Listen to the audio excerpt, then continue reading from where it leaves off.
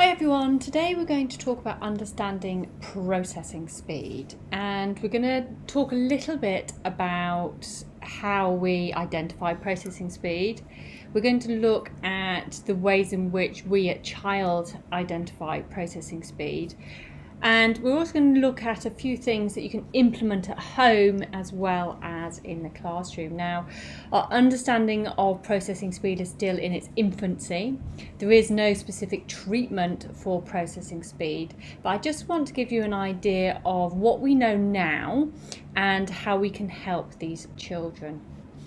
So, when someone says something to you, how long does it actually take you to process that information and actually respond to it? Some of you may never have actually even thought about it before, but that response time is the result of something that we call processing speed.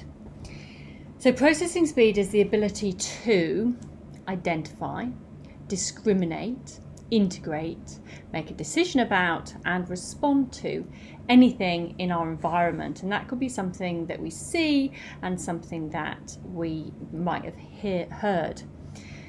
Now, everyone processes information at a different pace, and when we talk about neurodiversities and neurodevelopmental disorders, we know that processing speed plays a major impact in a lot of these children.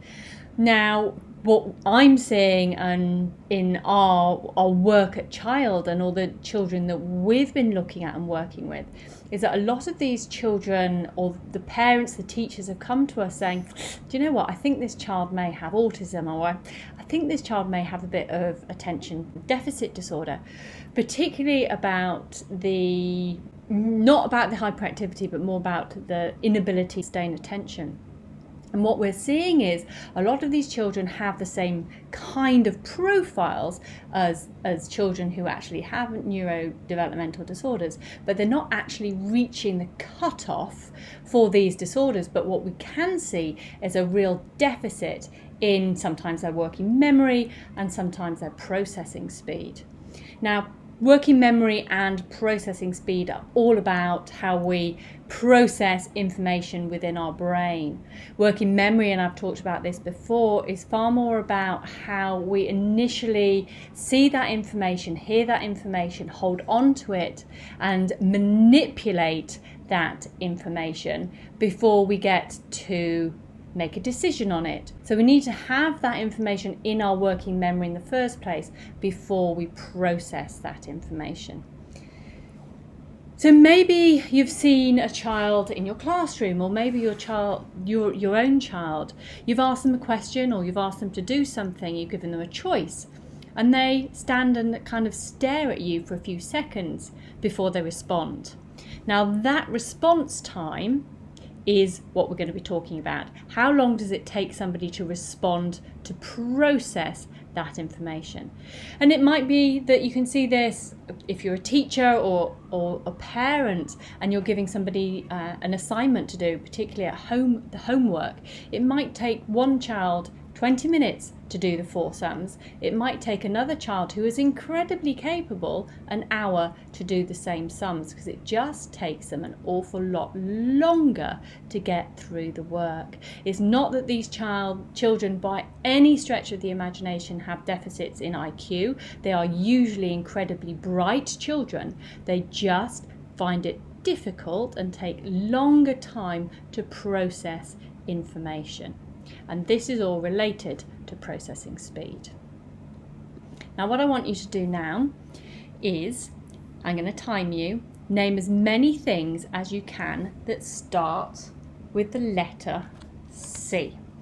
Now, I'm going to time you for 1 minute. Go.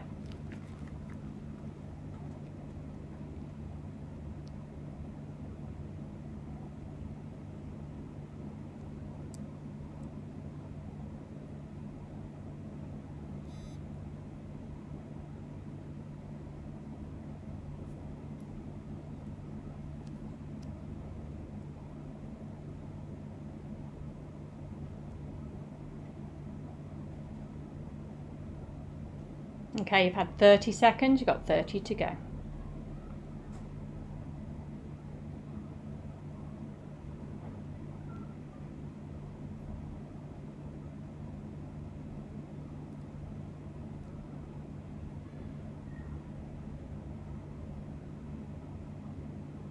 10 more seconds.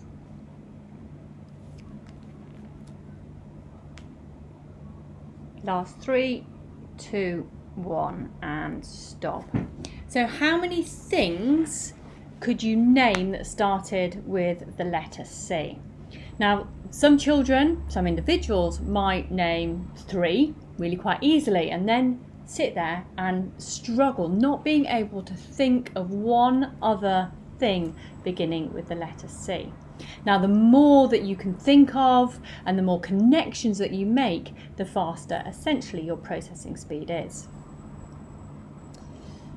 So processing speed is part of what we call executive functioning. Now, executive functioning is a big hit word at the moment, and it is to do with our higher ordered thinking. It's all about how our cognitions control our behaviour. And when we talk about cognitions, we're talking about our thinking, our thought process. So how do we control what we think about?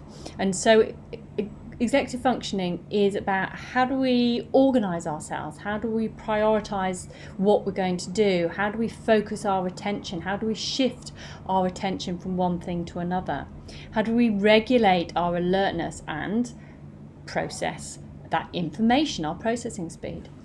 Again, it's about our higher ordered behaviour. So how do we manage our frustrations and modulate our emotions? How do we utilise our working memory and access our recall? That ability to link our working memory to our long-term memory and pull out the information that we need back into our working memory. It's also about monitoring our self-regulation, and executive functioning is a huge part of ADHD. In fact, ADHD is a disorder of executive functioning. It is a disorder of time. It is a disorder of self-regulation. So executive functioning plays a huge role in a lot of our neurodiversities, and a part of that is our processing speed. And really, our processing speed is the engine that drives our brain. Now, when we look specifically at processing, we can break it down into 3 different specific types. Our visual processing, our letters and our numbers, and we can see this particularly in children who have dyslexia, the way in which they process visual information. So we can see this in reading fluency, for example. What about auditory processing? If you speak a list of instructions to a child or give a child choices, they have to process it, they have to hear it, they have to understand it, and then they have to react to it. And also within processing, we get movement. We can see this within coordination, but we can also see it a lot in the slow writing. Now, of course, some children may have more of an issue with one area than the other, but they are all interrelated or linked together. Now, what we can see, and there's no specific research on this, but children who have more issues with coordination and motor skills as children may actually highly correlate with processing speeds difficulties when they're older. So that's some research that is being carried out at the moment. So it might be actually that this movement, this coordination might be a good indicator of a child who has processing speed difficulties later on in life. So each child is different within how fast and what areas of processing they struggle with. These are just general areas. Some children will have more deficits in some areas than within others. Scanning for details, again related to reading, you've got to be able to scan for the words, the letters, and break that down. Hand-eye coordination, far more to do with our motor skills and our handwriting, being able to copy things from the board or copy things from a textbook. Understanding visual information. You know, some classrooms get totally overloaded with the amount of posters and things that are on the wall and bright bits of paper and letters everywhere and words everywhere, and all that can be too much, and you just don't know where to start processing it, and we can get that what we call the cognitive load issues that go on with these children. We can also see problems with working quickly and methodically through all sorts of different texts. It could be doing maths problems, and a lot of these children, if they are seen to be working quickly, they might actually miss out whole chunks of information or do things in the wrong order because they're not actually working as methodically through work booklets that you might think. These children struggle learning routines, and I guess they might have heard the first few, but they might have lost the last few parts of the instruction of the routine. So it really is being able to present information to these children to really get them to understand what it is that they need to do. And doing things in the right order. A lot of these children will hear the first few parts of the instructions and the last few parts of the instructions, and they'll do the first bit and they'll do the last bit, but they'll miss out in the middle. Or if you tell them, you're going to cut this piece of paper, but whatever you do, do not cut down the dotted line, they might just hear cut down the dotted line rather than the other bits of information. So again, how you present this information, what these children are actually taking out of it, is highly important as a parent, but also within the classroom. Now we can see three particular types of children who have processing disorder. The first one is this relaxed child, or the child who is really chilled. They are just slow. They're slow at literally everything, and sometimes they play on it. They make a big deal out of being slow, and then my goodness, they're even slower. And if you try to speed them up, they just go even slower. You get the anxious child, the worrier. Now these children are generally really quite good in school. They hold it together in school. They put all their effort into trying to keep up, holding all that information, holding all their emotions together at school.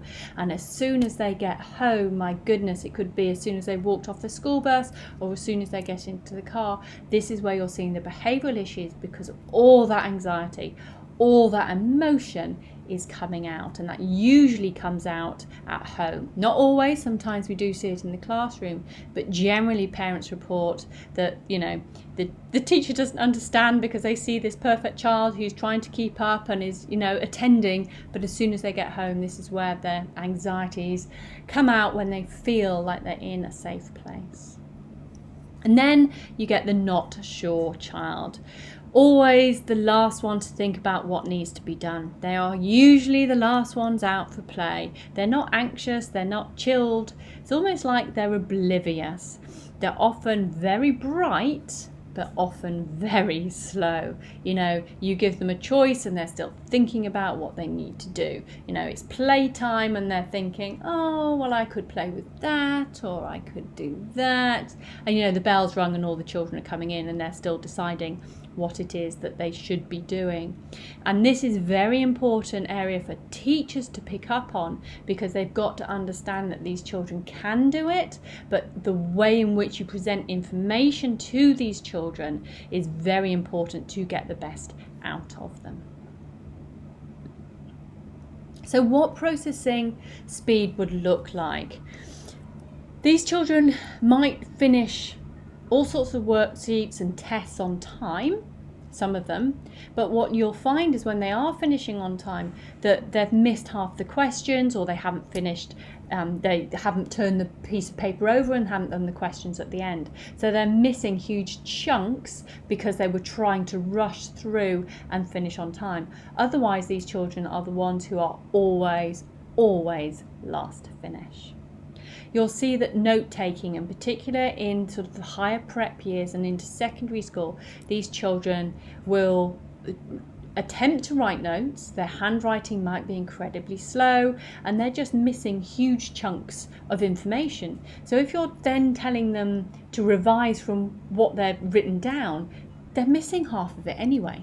So, think about who in your class is good at taking notes, which of them are poor, and how can we help those children to write better and to get that information down. It might be that some of them are better at touch typing, it might be that they need to scribe, or it might be that you just need to photocopy or have a textbook for these children.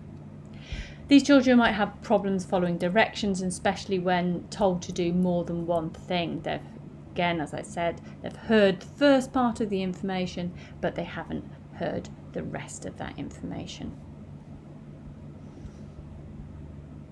Also, if we're asking children to problem solve in their head, if we're asking them to hold information, this comes down a lot to working memory issues. Can they hold and manipulate information and process it? Because remember that short-term memory is incredibly small. We're talking about 7 plus or minus 2 bits of information. So in their short-term memory, it's gone before they've had time to process what it is they want to do. So really we need to think about the whole way in which the memory works, not just a specific working memory or short-term memory issue, and the way in which they can extract information from their long-term memory and the processing. We need to understand how it all connects together in order to help these children. Again, doing written projects in multiple steps and details, we need to be specific in the way in which we are asking these children to complete these tasks. Again, we need to, and I'll talk about this later, when we break things down for these children. Again, it comes down to that cognitive load. And we see, and increasingly we are seeing, a lot of social and behavioural issues in children who have processing issues. Now, a lot of this, people are saying, oh, it looks like autism or it looks like inattention. What we are actually seeing is slow processing. These children are not keeping up with conversations, this backwards and forwards conversations. You'll see that they miss the nuances in conversations, they miss the joke. They're still processing that one-liner when everybody else has got it and they've moved on, Other children that are so quick in understanding, comprehending, and maybe firing back a question to you, these children you will see in your class and as a parent are just very slow at processing the punchline, are very slow at understanding, that eye contact. What is that aggression? Why is that child taking that toy off me? They're very slow to understand interactions, and this is not because of any particular attention deficit. It's not because of any restrictive and repetitive behaviours or social and communication deficits. It is because they are very slow at processing that backwards and forwards conversation, that interaction. They're still trying to understand what it is you have said to them in order to respond, and of course this has a huge impact on their social behaviours and how they interact with children. Now again, cognitive load, they get too overwhelmed when there's so much information that they've got to process at once. A lot of these children are better if you present them with just visual information, or it might be that you present to them just verbal information, but if you're presenting them with too much information, it is just overload. They can't process it all and then they just give up. Now, a lot of these children will need more time to make decisions or to give answers. So it might be that in a classroom or as a parent, you'll say, right, this is the question I'm going to ask you. I want you to think about it whilst I go over here and I talk to Johnny, and then I will come back to you for an answer. So you're giving them time to process it without having to instantly respond to you. These children might need to read information more than once in order to understand it, and again we'll talk about preloading and scaffolding of these children like we have done before. Now this picture does look very complex, and we're not going to go into a lot of detail in this, but what I want to really put forward to you is that all of these neurodiversities are brain-based disorders. When we're talking about autism and we're talking about attention deficit disorders, hyperactivity disorders, we're talking about dyslexia, dyspraxia, dyscalculia and dysgraphia, all sorts of different specific learning disorders. We are talking about brain-based issues. Now within our brain we have 4 lobes. So we have the frontal lobe, we have the parietal lobe, we have the occipital lobe, and we have the temporal lobe. Now in each different neurodevelopmental disorder, different lobes will have a different impact on the actual symptoms that we are seeing with these children. Now when we're talking about processing speed, each and every one of these lobes is impacted. Okay, so it really is a brain-based disorder. So when we're talking about something like dyslexia, if our eyes are at the front of our brain here, information, when we're talking about processing, has to be seen and identified by the eye. It then has to be processed all the way through to our occipital lobe. Our occipital lobe deals with our sight, our reading and spelling, and of course that maps onto our language areas of the brain. Our language areas of the brain are our left hand side, particularly in our prefrontal cortex. We have what we call the Broca's area, which is the production of language, and we have in our temporal lobe our Wernicke's area, which is to do with understanding language. So for reading and reading fluency and the processing speed, we've got to see it, we've got to identify it, we've got to break it down into a word, we've got to understand it in our occipital lobe, we've then got to pass it back to our Broca's area and our Wernicke's area to understand it, and then we have to say, oh, that reads such and such, or that says such and such, and then we have to verbalize it. So processing speed really is to do with all different areas of our brain. And I'll do another video on this specifically and upload it to YouTube. And again, I'm not going to go into too much detail on this, but we are talking about biology of processing speed. We are talking about our brain, and the way in which we process information around our brain is through electrical and chemical transmission, and these are beautiful neurons here. Now if we think about information coming into a neuron, and the information then gets passed through an electrical current down this axon here, and it gets to this synapse, and this is a bigger version here. Now this synapse here is a gap, and this is where we need that chemical transmission to continue on to the electrical transmission. Now these are beautiful motor neurons, and these are the longest neurons within our body. Now what we can find is that within these chemical transmissions here, to continue that information processing, we have lots of different neurotransmitters, and each neurotransmitter does something specific within our body. When we're looking at processing speed, we're looking at acetylcholine. And acetylcholine is a neurotransmitter that looks into making us alert, sustains our attention, our learning and our memory. And also, we know it has a connection with ADHD. But acetylcholine is incredibly important when we're talking about processing speed.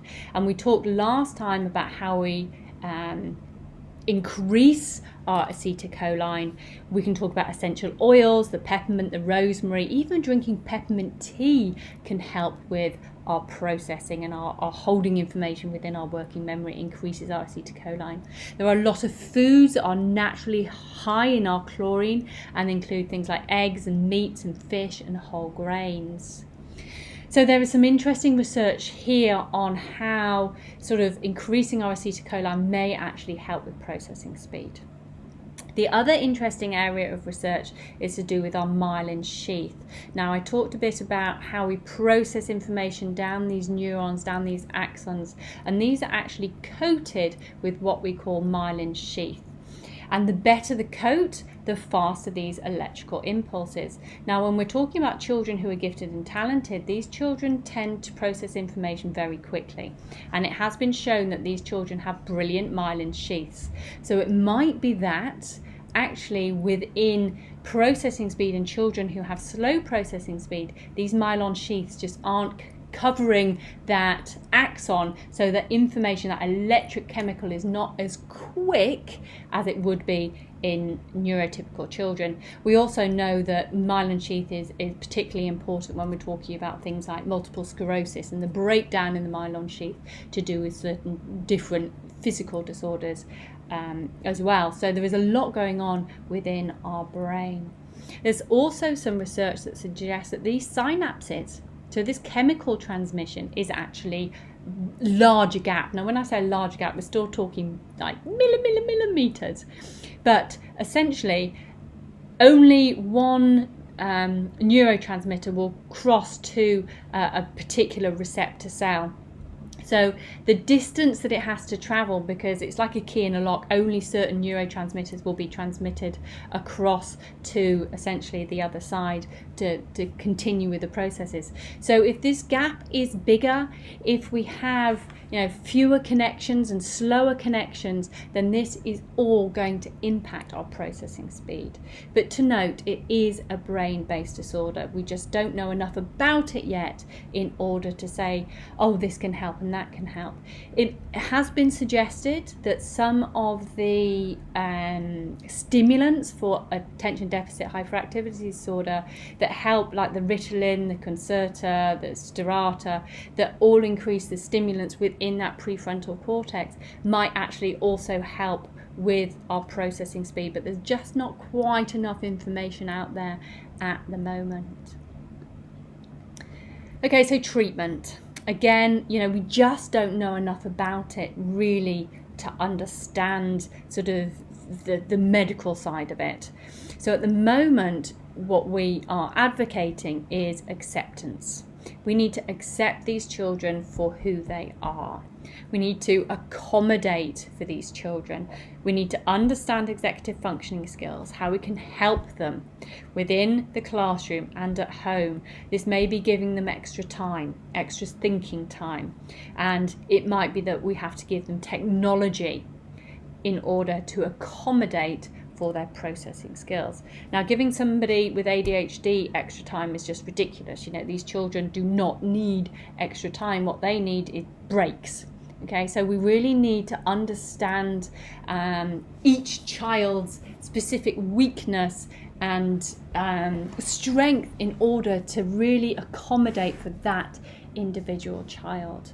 We also need to understand them in order to advocate for them. And you might be advocating for them as a parent, but also as a teacher, saying this child needs some extra help. I need to present information in a different way to this child from the other class. So we're talking about differentiation, which I'll get onto in just a minute.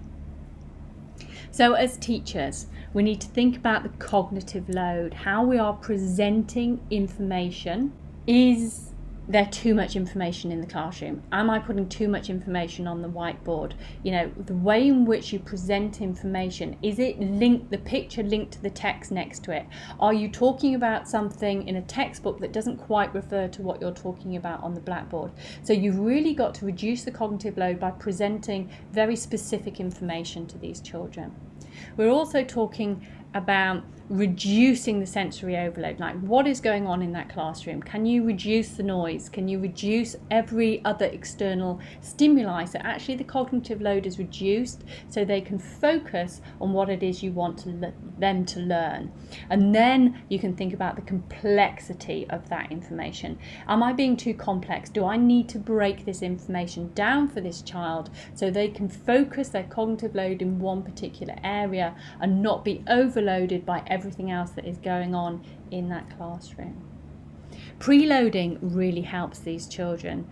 If they have that information earlier, they have, the way in which we learn through schemas, we learn through categories. And if we can hold information in our working memory and link that to something that we've already learned in our long-term memory, bring it back into our working memory, this is where we're talking about building connections. That is how we learn. New information coming in has to link to our categories in our long-term memory. Now, if you're preloading these children, they've got something to link to it, so it's not quite so abstract. We can talk about making things a lot more concrete. So as teachers, think about how you can preload, how you can give them some information so they are building connections already between that new information coming in their working memory and how they can pull that out of their long-term memory and make those connections. As teachers, as parents, we have to have a sense of humour. We have to be flexible. Okay, this isn't working, you're overloaded, you need a break, or right, I need to break this down for this child in a different way. I need to present this information verbally, or I need to present this information visually. How does this work for this child? You can't be rigid, you've got to be far more flexible in the way in which you present information. Now, that doesn't mean to say that these children can get away with murder and that, they have to be the centre of attention for this class. It just means you just have to be a little bit more organised in the way in which you deal with the children within your class. Have backups of information. It may be that, these children need 2 sets of things so that they have 1 set at home and 1 set within the classroom. Be flexible in the way in which you differentiate the work, and particularly with homework. If you know a child has a processing disorder and they are very slow, that homework that might take one child 20 minutes and is taking this child an hour, just say to the parents, look, he's only going to do 20 minutes on this. If he does 1 sum, he does 1 sum. If he does 4 sums, he does 4 sums. It's about, essentially, if they understand it and they get it, it's not about the quantity, it's about the quality. So if they understand it and they've just done 1 sum, then that's brilliant. They don't have to keep going at something they already know about. So really think about the quality of the work rather than the quantity for these children. Okay, so we're talking about reducing the things that these children have to remember. Like I said, if they've got to remember their bag and their laptop and their water bottle and their lunchbox, they're just not going to be able to do it. So what can you put in place that helps this child? When they get to secondary school, it might be that they have, like I said, 2 sets of textbooks, so they don't have to remember what they need to do. How can you reduce that environment as a teacher, as a parent, so they're not having to remember everything? Model it. What is that outcome? What does that learning outcome look like? What are they expected to do? If you can model it to them, if you can show them what it is, this is going to help them be able to process all that information far better and faster than if they have no idea what it is actually they're aiming for. Okay? Again, for teachers, it's communication with parents. What do you expect? How do you expect it? How long is this going to take them? And again, communication from parents to teachers. You've got to be their advocate. You've got to say, well, this homework is taking way too long. Is it possible that we can just do, 1 of it or part of it, or spend 20 minutes of it and then stop? So again, there's a lot of communication between the parents and the teachers to see what is happening within that classroom and home environment. And again, understanding the social skills, the deficits that these children have within the classroom. These children have to remember rules of games. It might be that, as a teacher, you can say the rule of whatever it is they are doing or the information, but allow that child to clarify, or go up to that child and say, right, do you understand? Repeat it back to me. What do you have to do? These childs have to organise their thoughts. Okay, make sure they're looking at you when you're speaking to them, so they're getting as much information as they can. Be conscious to observe interactions between the children. What is going on? Is this child picking up the little bits of non-verbal behaviour? Are they understanding that interaction? Sometimes if you're in a very emotional environment, that child with processing skills gets very anxious. There's too much going on, there's too much shouting, there's too many words, they just can't process what is happening. So that child needs to learn to slow that down, or to say, look, you've just asked me to do 4 things. What is it that you actually want me to do? Which ones would you like me to prioritise? Sometimes at school it's also good to have a teacher that child can actually go to if they have any issues or worries. Okay, so we're going to move on now to testing. Now, there are many different ways in which you can test the processing speed. And, we use quite a few different tests depending on the child and the age of the child, and also, how they respond to particular different types of tests. Now, this is the Stroop test, and most of you will probably have seen this before. What I'd like you to do is read out loud the words but disregard the colour themselves, and see how fast you can do it.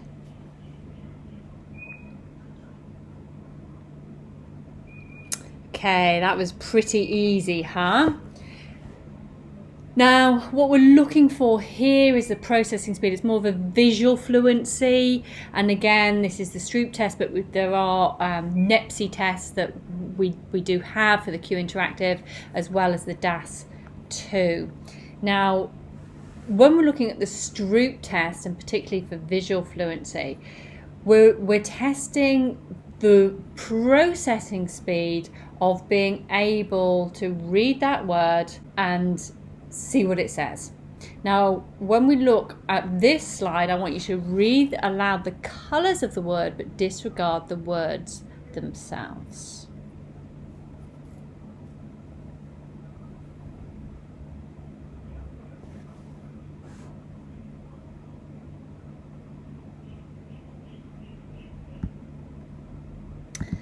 Now this test you should find an awful lot harder. Now the average 16-year-old completes this test, the first test, in about 10 seconds. Now the second test that you've just done, the 16-year-old would complete the test in an additional 10 seconds. So if the first test was about 10 seconds, the second test will be about 20 seconds. When you get to about 20 years of age, the first test would take about 12 seconds and the second test would take about 24 seconds. And then by the time you get to my age, the first test would be about 14 seconds and the second test would be about 39 seconds. And we can see marked deficits in those individuals who have processing disorders. You have to hold that information in mind and really manipulate and think about what you are actually reading. Another way in which we can test for processing speed is the trail making test. Now this is a sample and this is an easy one. So you have to begin at 1 and end at 8, and how quickly can you draw a line between all of these. Okay, that's the sample. It obviously gets a bit harder on the proper test. And when we look here, this is far more, particularly when we look at children who have attention shifting issues. So when we're looking at ADHD, you have to begin at 1, end at D, and then link a number to a letter. So it's got to go 1A, 2B, 3C, 4D. So you've got an attention shift between letters and numbers, and we can see that some children have real problems in this attentional shift. Now, one of the standard tests of processing speed really is the WISC-5 and coding, and this is something we base a lot of our assessments on. So for younger children, 6 to 7, you can see they have the codes up here. So a triangle has got to have a circle in it, this cross shape's got to have a C in it, a backward C, the circle's got to have the sideways L, etc., etc. And so what you have to do is, again, a bit more of a visual and motor processing, and also visual working memory. You've got to hold in mind the code, the symbols, whilst you transfer it onto the paper. And we can also look within this about that motor processing, and a lot of children who have dysgraphia find this particularly hard and particularly slow. When children get older, we see that each of these numbers correspond to a particular symbol, and you've got to go through. 2 is going to be that symbol, 4 is going to be that symbol. Again, we're looking at visual and also motor processing. This is one of the gold standard ways in which we test for processing, this WISC coding. Also within the WISC, we get the cancellation booklet responses. Now you have 45 seconds in order to cross as many or highlight as many animals as you possibly can. And this is a great one, again, for visual processing skills. Now another one on the WISC, which is part of the processing speed index, is the symbol search. Now we at Child use the Q Interactive, so we use the iPads in order to assess. Now within coding, there's been a few issues with the iPads, so we're doing paper and pencil versions at the moment. But with the symbol search, we are doing on the iPads. And you can see that these symbols are presented to the child, and they have to visually scan information to see if any of these symbols are in that row, and if it's not, they have to press the no button. This is really good for looking at reading fluency. We can also look at maths fluency. Anything really that is timed, we can look for as a processing speed for that particular child. So there's just some of the ways in which we can test for processing speed. Now, as I said before, a lot of these children have a deficit in processing, or they might have some of the behaviours of that social and communication issues with children with ASD, or they might have some of the inattentive behaviours of ADHD. But really what we are seeing when we test on the WISC and we do some of these other tests, well, we are seeing either working memory issues or we are seeing particular processing speed issues. So processing speed really is how fast we attend to our environment. We can look at processing either visually, auditory, or within our movement. The three types of children you're really looking for within your classroom or your own child is that relaxed child, that chilled child, that incredibly slow child who will not speed up for anybody. Those children who can be incredibly anxious in particular situations, they are putting so much effort into attending and trying to keep up that they get into a familiar situation, and that's where they really break out and you get a lot of behavioural problems. And then that not sure child, a particularly oblivious child, is always sort of in a world of their own, trying to think about what it is they're supposed to be doing or what decision they've got to be making between, that breakfast. Do they want toast or do they want cereal? Know the signs in your classroom, know the signs of your child. What is it that you are looking for? Are they just really slow at attending to information? Are they really slow at copying things off the board? Are they really slow at making decisions? Have they lost their place when you've given them a list of things to do? So know the signs within your classroom. Now, remember, it is a brain-based disorder. It is all about those neurotransmitters, possibly that myelin sheath, and we are also looking at the synapses. There's also some more recent thought process that prefrontal cortex is actually just smaller in children who have processing speed deficits, and that would just mean that there are just fewer neural networks to actually process the information around our brain. So I think we will get there with our understanding of our processing speed, but at the moment this is what we know so far. We know there are no treatments, but there are strategies in place that we can help, and a lot of this is to do with cognitive load and scaffolding and modelling for our children, reduce the amount that they have to remember and process in the first place.